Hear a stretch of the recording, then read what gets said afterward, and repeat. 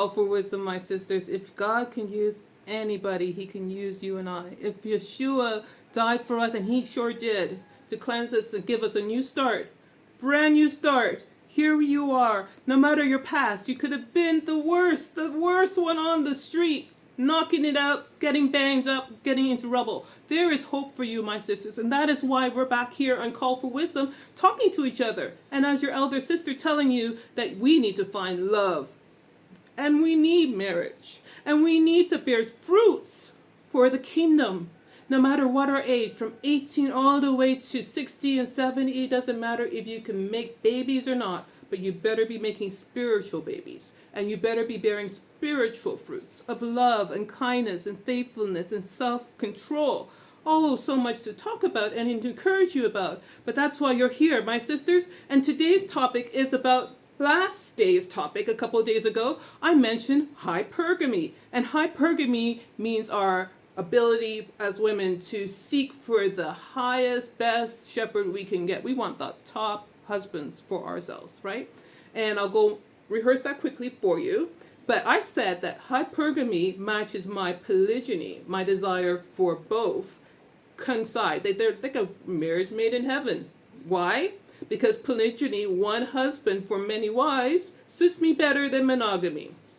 And the topic of today's title is all about that, and it's called He's Taking Applications. Guess what? There's a job opening down the road because brothers are waking up. Not all of them. Not all of them. But there's some that the Lord has put in their hearts to study, to seek the Word of God, and they've woken up to the fact that they are responsible for more than they realize. That they have to cover the lost sheep, we women. That they are responsible for those lower than them. And the only way to do that is by marrying them, yes, and to take them into their flock. And how can they obey that commandment and be responsible for us when we're wandering the streets? They can go visit us and chill with us, and some of them, ungodly ones that are not acting righteously, play with us and have sex with us and bang us up, and then they leave us. And my sisters, this is not the world we want to live in. We are Yah-fearing, Hebrew-believing. When I say Hebrew, I mean following the Torah, opening the Bible, the Bible. Let's do that right now. I hope every time you come to Call for Wisdom, we got to open the Word of God, right? Because before I go into all the hypergamy needs and all the polygyny thing, you gotta read the scriptures, because I don't have anything to say other than what the Most High wants me to say. Because if he's using me, I got to open his word, right? So let's do that together. Psalms, all right? Psalms chapter 33, verse 13. The Lord looks from heaven. He sees all the sons of man from his dwelling place. He looks out on all the inhabitants of the earth. He who fashions the heart of them all, he who understands all their works. The king is not saved by mighty army, and the warrior is not delivered by great strength. A horse is a false hope for victory, nor does it deliver anyone by its great strength. Behold, the eye of the Lord is on those who fear him, and on those who hope for his loving kindness, to deliver their souls from death, and to keep them alive in famine. Our souls wait for the Lord. He is our help and our shield. My sisters, verse 19, to deliver their souls from death and to keep them alive in famine. This is what we are in. There's a famine in the land, a famine for the Word of God, a famine for righteousness, and a famine for good shepherds, for good men. Where are they? They are dying. You might see men walking around. You might see a lot of them on the dating apps. You see men at work, you see men on the street, but they are not shepherds. And remember when I was talking about hypergamy last episode, the number one thing on my list of hypergamy means what I desire in a shepherd and how that is built into me as a woman to desire these things. I'm not ashamed of it. Now you might add and subtract, and you might have a different word for it. And the last episode I was using womanese because even I couldn't remember all the things I said, in the sense that I was kind of, Men are more direct with their words. They go like, bam, bam, bam, bam, bam. But women, we go all around. So I know you guys, your sisters I'm talking to. I'm not really talking to the brothers, so I don't need to be so concise. But I'll condense it down right now for you. Let's rehearse. Hypergamy for Deborah. Huh? Don't go telling me it's not your thing. Number 1, I need a shepherd, right? A shepherd. So shepherds are men who desire to have sheep. Not a date. You're not looking for somebody to take you to the cheesecake factory. No, you want a shepherd. You're not looking for somebody to take you to Dubai or to take you to Australia on vacation. You are looking for a shepherd because you are a sheep.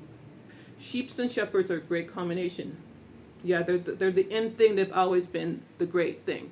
So, not all men are made to be shepherds because they don't desire to actually have a wife.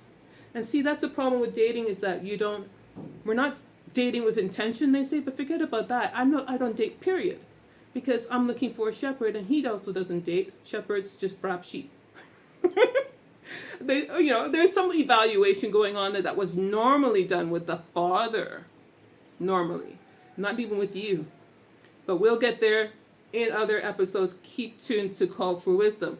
Going on, I'll just go quickly through the 10, because if I do this, it'll take another hour. So I don't want to do that. Okay, so shepherd. I want a protector. Stronger than me, so he has to be more powerful than me. I want a provider who is more economically well off than me. He doesn't have to be richer in a lot of ways, because at my age, I can take care of myself. And voila, to the modern women in Isaiah chapter 4, verse 1. They could take care of their financial needs. They could take care of their food. They could take care of their shelter. They were good that way. All they wanted is the man to be a shepherd. Have his name and have his babies. That's it. Because that is where modern women are right now. We are independent, we say, but we actually are not independent. We need a shepherd.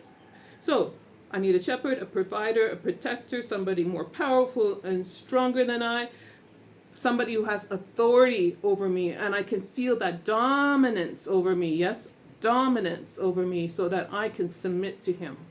He has to have the sense of headship. He knows he is the head over me. And unless a man knows he's the head, how can I feel sheltered in a spiritual sense either? He has the authority.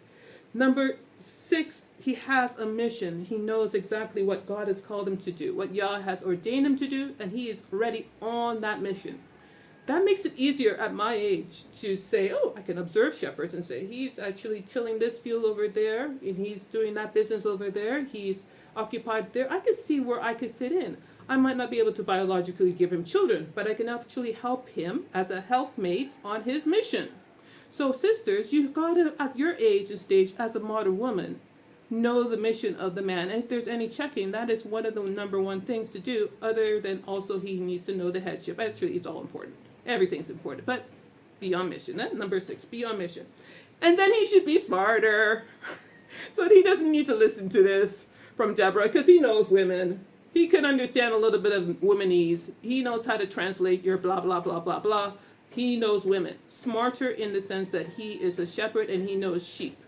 Smarter in the sense that he is a farmer and he knows how to farm the land. You women are looking for that. And how do I know that women are looking for men that are smarter? It's because we respect the ones that are smarter. If I can manipulate a man, I lose respect for him. If he doesn't know that I am tricking him and that I'm using him and playing girly games with him, then eventually he becomes like a little brother in your head and you're looking down at him.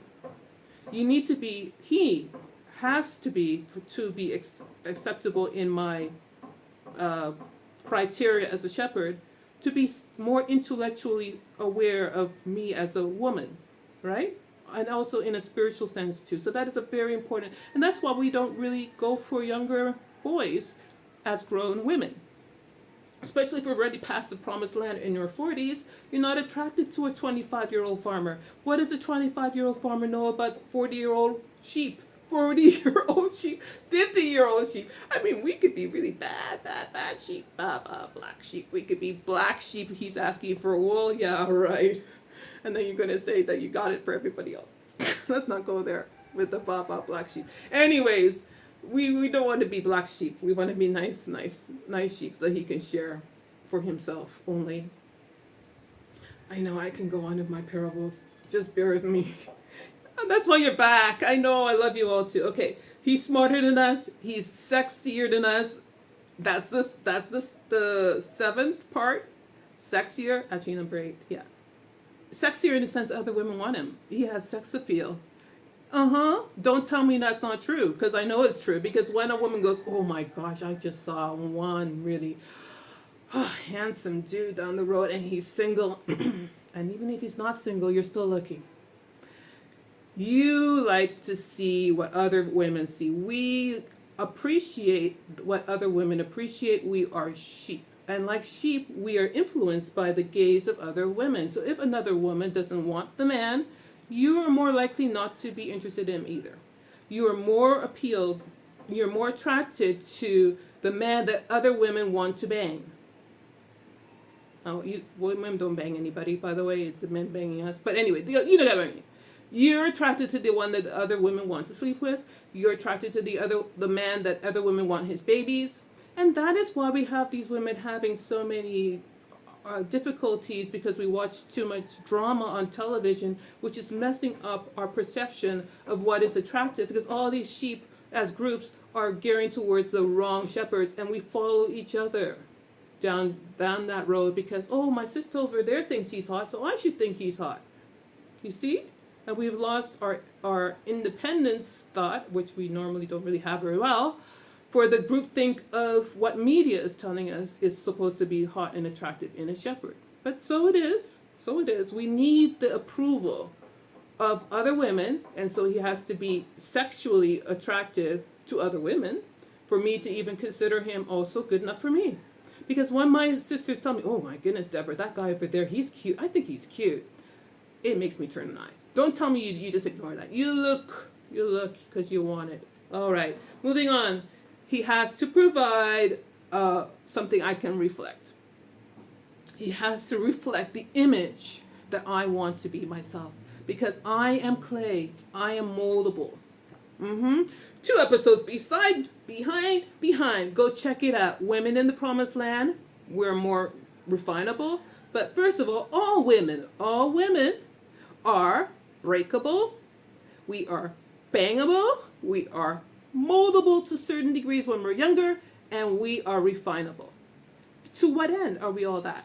Well, because the potter, who is ahead over us, can shape us and mold us and bang us and make us into his image, which is not blasphemy when I say that. We are actually biologically made to be conformed into the hands of Yah, and hopefully the shepherds that we choose are reflecting that image of the Messiah above him. He's also seeking that. And when I see good characteristics in this man, I think to myself, oh my goodness, this shepherd over there, he is what I want to become as in my heart as a person. He's a good man. He is so loving and more patient than me. Oh my goodness, he has control of his emotions. He doesn't flare up like I would. He doesn't just turn on the knob of anything. His thermometer is low. He is cool as a cucumber. I want to be like that. He restrains his mouth. Oh, I want to be like that. He has a little sense of humor. He doesn't take everything seriously. Oh, I want to be like that. I actually like the way that he treats other people, the way he respectfully speaks to people. I want to be like that. And you see things in the man that you also want to be. And don't tell me that you're good, you don't need to change, because we all need to bear fruit. And how do we bear fruit? Is by being trimmed. Even Yeshua said that the Father goes around his tree and cuts off the parts that are not bearing fruit. He cuts it off. He trims it so that it will bear fruit. And we who are attached to our husbands, to our shepherds, need to be trimmed. The personality, the things that are causing us to not bear spiritual fruits need to be removed. And the Messiah set it up so that not only does he help us do that, but he has given a worker, a farmer, to help us do that. So we don't need to do it alone. And sometimes we wonder why we're not growing as women in our spiritual life. It's because we do not have a farmer. There is a famine for farmers. But guess what? There's openings, job openings, man. Did you hear it? job openings, as polygyny has been talked about, biblical headship has been taught, openings are opening up. And I want you sisters to be ready for those applications, to hand it in, because he's accepting applications for that job of wife, but not only for wife. So we're moving into this next discussion here. You see, the reason why I think my hypergamous needs listed over there, the last 10, are being better met with polygyny is 4 things. Number 1, if we see this as a job, being a wife, and there's applications, well, number 1, it opens up the market. There's more slots. Monogamy allows me only one, allows him only one. But there's more jobs placements in his household. Number 2, it lowers the entry requirements. Number 3, it limits the investment risk. And number 4, it allows me to negotiate a unique contract. That's what we're going to talk about right now. But if you like what I'm saying so far, you're interested, hit that like button, make a question, write it down, put a love, put a prayer. Okay, let's go on. Going back, number 1, it opens the market. Now, I talked about that the last episode, so we don't need to go over it much. But let me tell you that it's better for the shepherd also to have more options, right? And so when he can't be with you because you're on your cycle, or you're sick, or you genuinely have a headache, or you're pregnant, or you're just not in the mood, which is female nature to be, because we have hormonal fluctuations, right? We want to snuggle, but we don't want the rest. Then who does the man go to because he is a farmer? A farmer with trillions of seed, and the biological testosterone levels that are so high that the Most High put in him to propel him to deliver that seed into a farm, i.e. a woman, as soon as possible. And if he's a healthy man, he will have that urge, and that so often you don't even want to talk about it. You cannot keep up. I don't care how much they tell you, sister, you are not enough. You cannot keep up with the farmer. He has seeds to spread everywhere, right? He has enough. And now he's a godly man. He does not really want to do that. He does not want to go and pay a prostitute.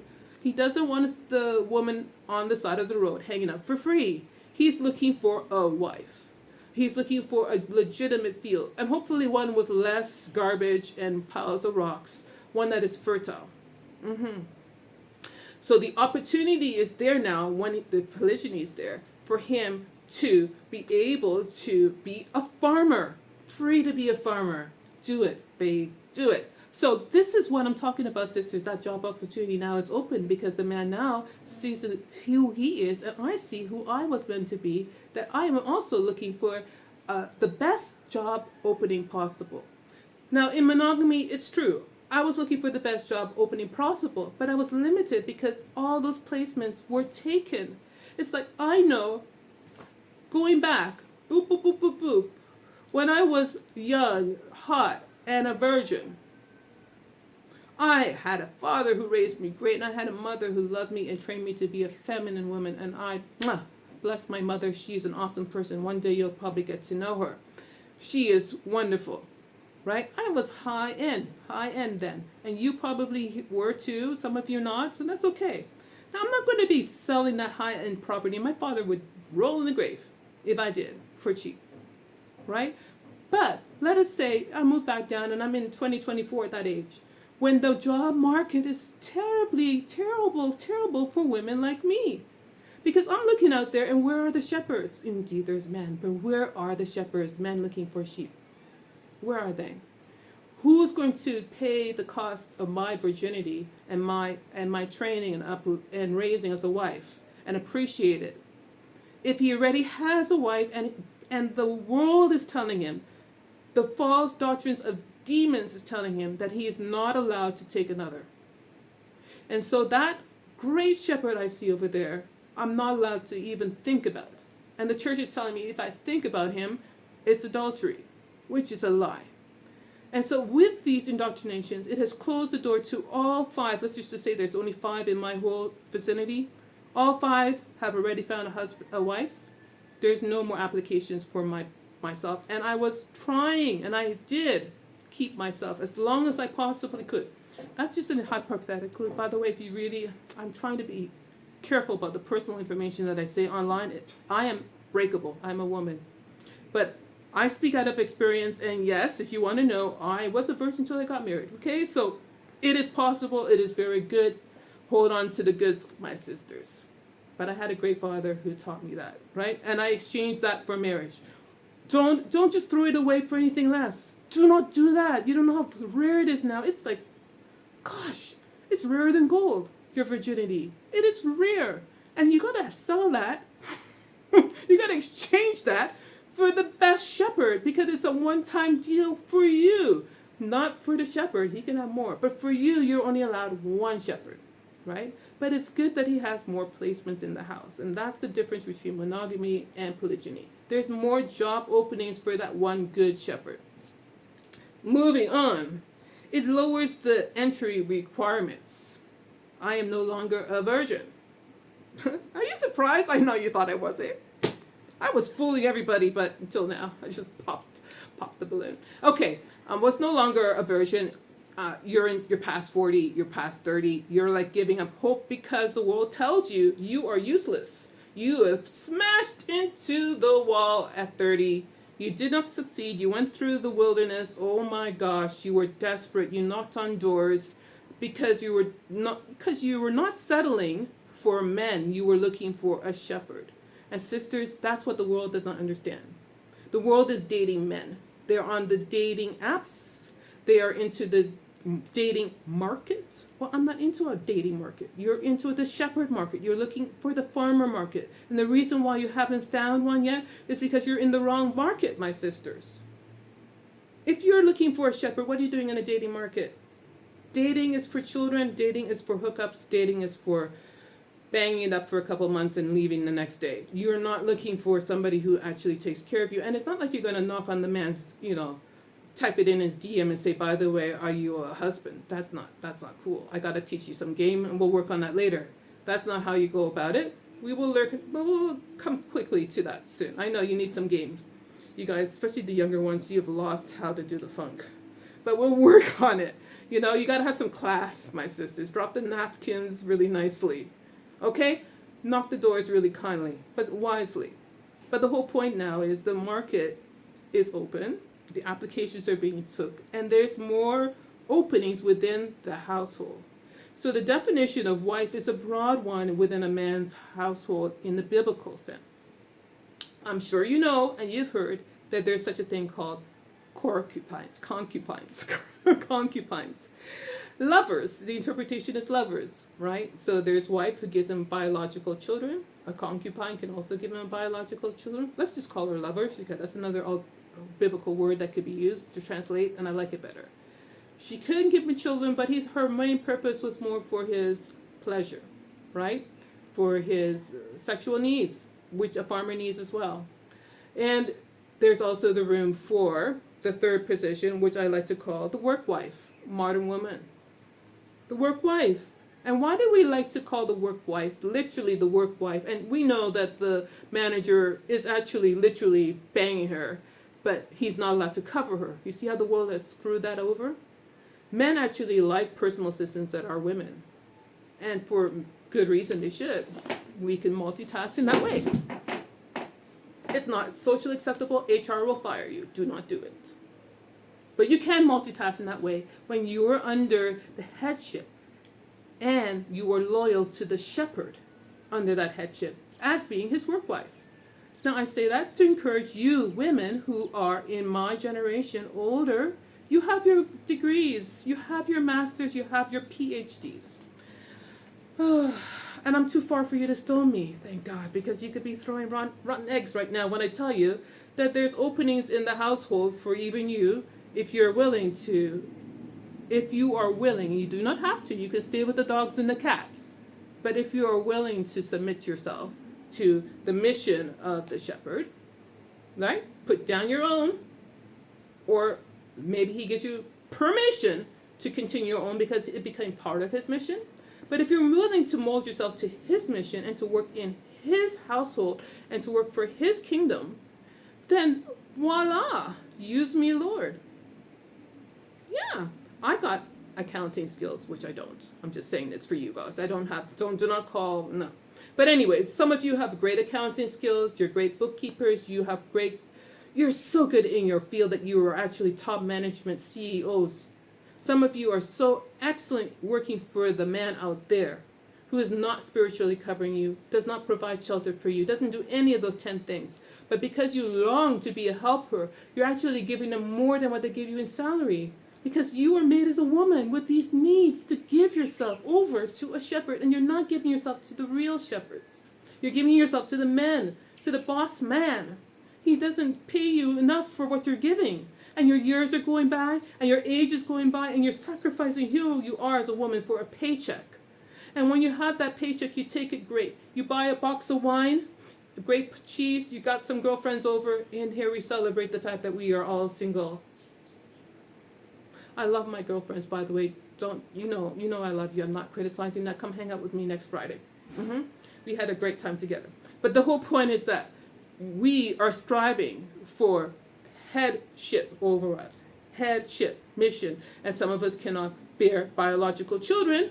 Some of us already have children, do not want more, although if you're able to have more, then it's really not up to you. It's up to the shepherd. But biologically, our placement now in the household is no longer limited in polygyny.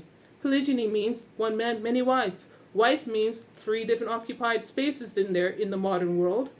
You can be the biological bearer of children. You can be the sexy hot thing in the bed. You can also be, not thing, like you're really, it's a wonderful, sex is wonderful. So I'm not demeaning it. But you can also be the combination of all 3 and be a work wife. Yeah. There's a position there for helping him in his field, whatever that is. He's running a business. He wants to do things online. He has these great visions. He wants to manifest these visions through you, and he plants the seeds of these ideas in you, and you brainstorm with that man to produce a great business idea, and then it just goes poof, it gets birthed through you. Isn't that exciting, sisters? There's so much positions in building the kingdom and also in the kingdom of God, because when we work together like that, we are unstoppable. We are an unstoppable force when we get this revelation in our heads that the Lord, the Most High, is calling us women to be in the kingdom, not on the streets, which we are. I'm telling you, you didn't know you, but you are. And you're losing your opportunities to manifest fruits and to be fruitful in so many ways, to be beneficial for the kingdom. And I tell you, the church is deceptive. The world right now we have going on. We think that if we go sing in choir and we teach Sunday school and some women preach and we do all kinds of things in the organization called the church over there, and we think that we are actually doing the will of God. And I just want to ask you to pray about that. Like, I really don't want to go into that too much, but that is not the idea. What the Most High asked us to do is be in families, not be in denominations. It was about family. It has always been about family. It was always about the gospel of the kingdom, not the gospel of the denomination. Get yourself in the kingdom. And if you're following the Torah, the Bible, the Word of God, and if you love it, then you're going to find yourself in the kingdom, okay? And in the kingdom, we follow the kingdom orders. In the orders, we need shepherds as sheep. And in that position now, boom, boom, boom, boom, boom, more openings, and there's lower entry requirements for older women like me. Because when it was only monogamy, the entry requirement was virginity. Now, that is mostly how it was biblically, right? And men still want a virgin. If they were going to have to choose between wives right now, they would still prefer to shepherd a virgin first. Why? Because she's easier to handle. And she's more fertile in all ways, So that's what they want. But lowering his standards, not mine, because I still want all the rest of the 10 things I just said. His openings now are opening for more of us, because he doesn't just need a virgin. He can get one. Maybe his first wife is one, but the second wife doesn't necessarily need to be one. She can be a little bit, needs a little washing up and cleansing. Literally speaking, washing up and cleansing, because that's what Yeshua does for us in a spiritual sense. He says he washed and cleansed the bride, and he prepared her, Revelations, for marriage. And this is what our real shepherds wants to do. because some of us are very dirty from wandering the streets and being out there on our own. Yeah. So we don't have to meet the pure standards as him, because if he's satisfied with a couple of them, that he can get the ones that, are not exactly perfect. He has more options there, and that is his will. But I can hand in my applications, because he's taking applications, even for you old ones. Just be soft. We'll work on that. Okay, so there's 3 slots in that. And then moving on, I like it because it limits my investment, right? If you think about applying for the job wife, in monogamy, it is 100% I got to compete with everybody for that 1 slot opening, but I'm also taking a chance on that shepherd. And it's true even polygyny, right? I'm taking a chance on that shepherd. However, if you're going to risk it all, everything for that 1 shepherd, your virginity, you're committed for life, it's a lifetime position, then that is a high risk for a big investment called me for life. A high risk. I want to limit that risk, and how do I limit that risk? Well, polygyny allows me to pre-screen him. And he doesn't need to divorce anybody for me to pre-screen him. I can just look. I can see his household. I can see, well, you know what? Brother over there has a good household. I like the way his children obey him. I love the way his women are beautiful. His wives are beautiful. I can see myself in that household. Now, I don't literally have to live in the household, by the way. Another topic down the road, right? You don't actually have to be with the ladies as in under the same roof. That is all up to the shepherd. But I'm just saying that you can now pre-screen, that you couldn't do that before, and it limits my risk, because now if I don't like this man because I can see how he interacts with his wives, then I can withdraw applying altogether. Yes, he's a shepherd, and he has 2, maybe 1 or 2 wives, but I can judge for myself before I jump into that. Which the modern women now, unfortunately, without fathers in our lives, the majority of you do not have fathers in your life, or brothers, or men in your relative wives who can pre-screen with you, which is what they used to do, pre-screen for you. You have to do it by observation. And we will go into deeper about how we can observe better the qualities of a shepherd, right? But that limits me taking my chances. Polygyny allows me to do that. Okay, and then the 4th point is that it allows me to negotiate a unique contract. Did you know that was possible, my sisters? We can negotiate. Just like any other relationship, there is a negotiation process for polygyny.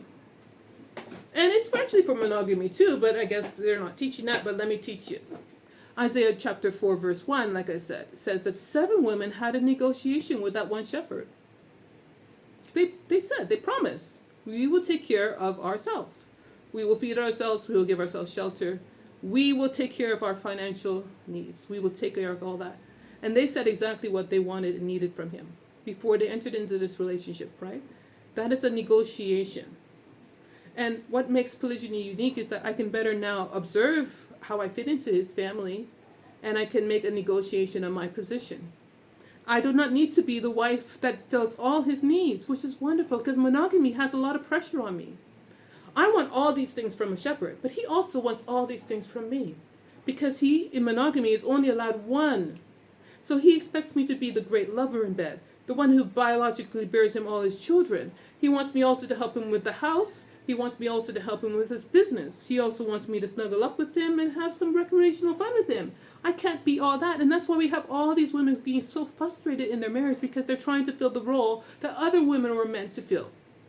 And let's just be honest, we cannot be everything to him, just like he cannot be everything to us. We need each other as sisters as well. We need the sisterhood. So polygyny allows me the sisterhood, the community, to fill my emotional needs, and the shepherd to do the other things that I just said in the 10 hypergamy needs. But it also allows me to not be that stressed, because now I know the position I'm entering and being applied for, which is not the biological bearing children at my stage, but it could be something else. Maybe it's the work wife, right? Maybe it's the lover. And within that, you realize, okay, let me talk to the shepherd. I'm handing my application for these 2 positions. Here's what I need from you. This is what I desire from you. Can you do it? Right? And if it is like these women in Isaiah said, well, I can provide my shelter. I got a house. I got a business. I'm good. I'm cool. You don't have to worry about that. I don't need to negotiate for you to pay me an alimony. I'm okay. Just come and check on me once in a while so we can have some children together. I'm just saying, this is an example, sisters. I don't want children.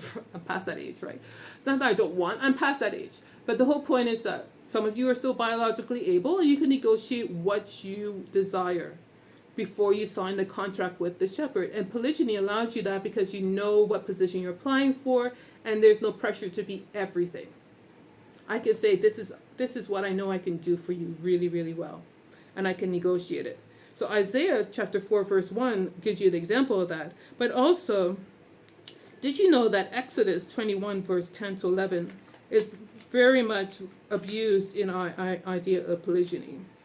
Let me just go quickly to that. Exodus 21 verse 10 to 11. In it, Moses is talking about the regulations around if you have a second wife, how a man should treat that second wife, right?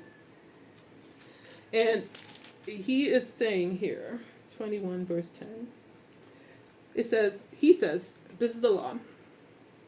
If he takes to himself another woman, he may not reduce her food, her clothing, or her conjugal rights. He's talking about the first wife. He's not allowed to reduce, diminish, it means. The food, the clothing, and the sex to the first wife. Now, look at that word, reduce, diminish, right? It doesn't talk about equality here. So, let me give you another example in a practical sense. Wife number one, they build together. They have children together. She got the Benz. She has the house. She is raising her children. She's very comfortable in her nest. She has a certain amount of lifestyle that she's accustomed to. This wife here is at this level. Let's say her level as wife, first wife, is 10.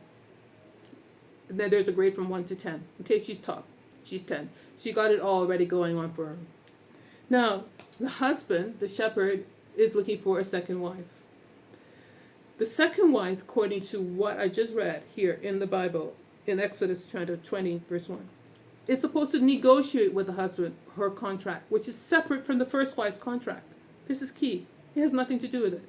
And the law is telling this shepherd, do not touch this lady's contract. You're not allowed to mess with it. The first wife is where she is. You have already promised this. You're not allowed to demote her in terms of financially, food, and shelter. Do not give her less sex. Do not give her less of anything. Keep it at that level.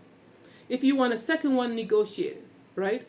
Now, we, in our mind, and a lot of sisters who are guilty of that teaching, think that we have to be at the equal number 10 level or I'm not in at all. And that is not what the scripture is saying. Your contract is unique with your shepherd. Your relationship with your shepherd is unique. Your marriage with your shepherd is unique.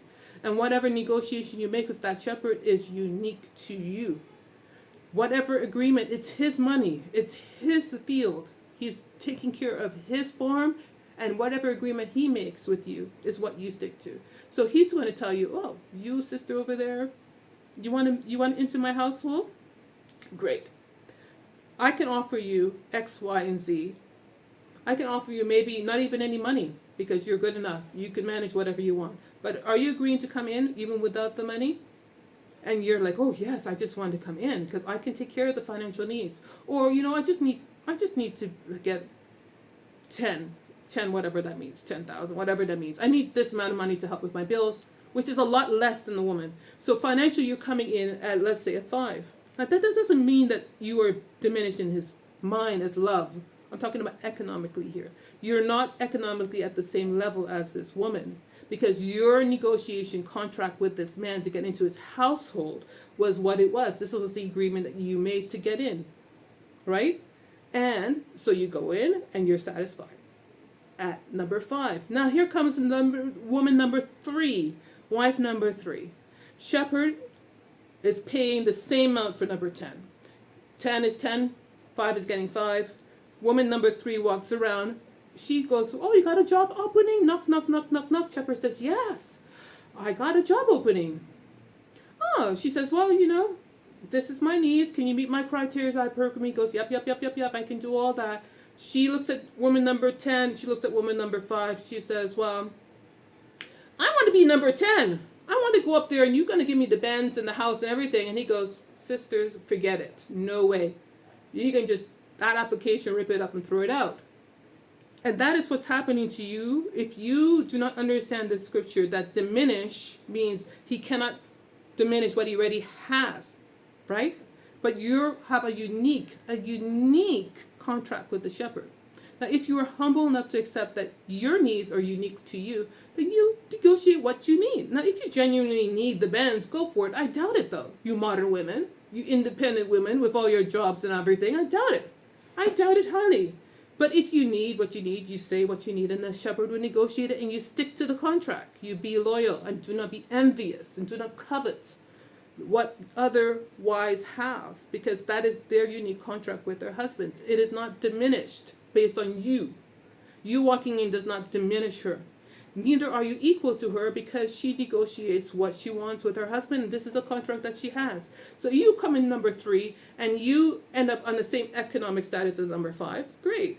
That's what you negotiated. Or you're down at number 2. That's how much you've negotiated. This is what you've negotiated for your position within his household. That is a personal thing. But that's what I like about polygyny, is all of a sudden it opens up opportunities. It allows me to negotiate. Let me read you another example of how I'm trying to explain this point to you. And that is in Mark 20, verse 15. Because even the Messiah gives that example to his disciples when it comes to his kingdom and how he's paying his workers in his field. How he's planning to do this in the future.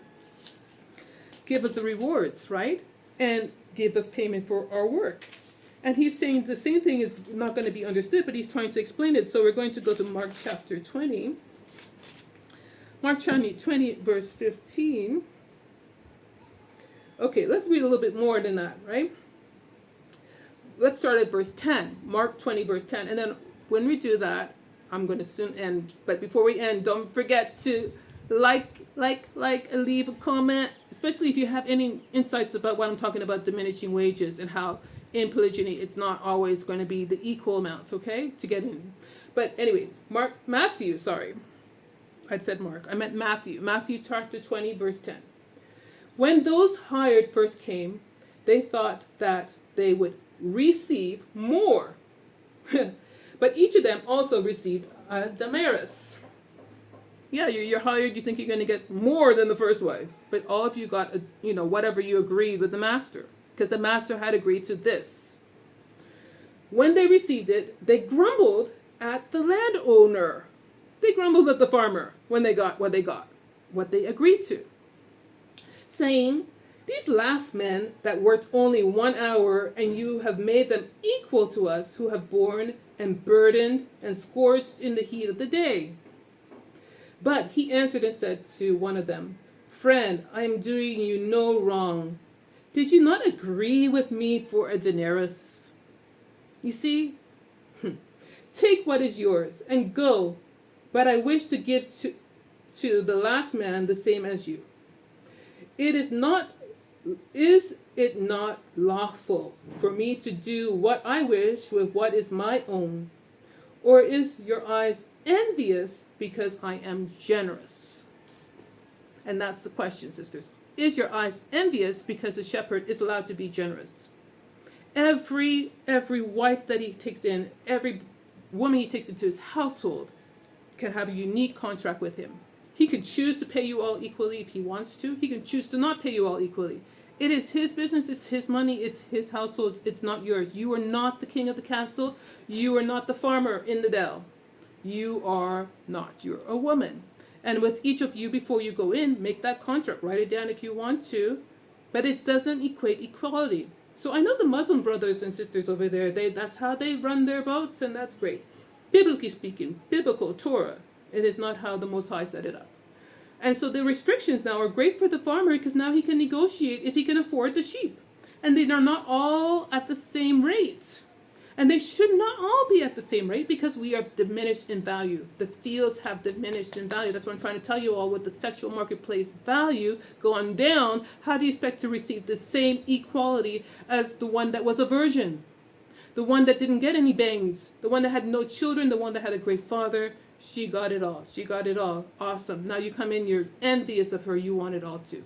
And you even don't even want to hand in the application because he's telling you, no way, sir. I'm not giving you all. I can give you this.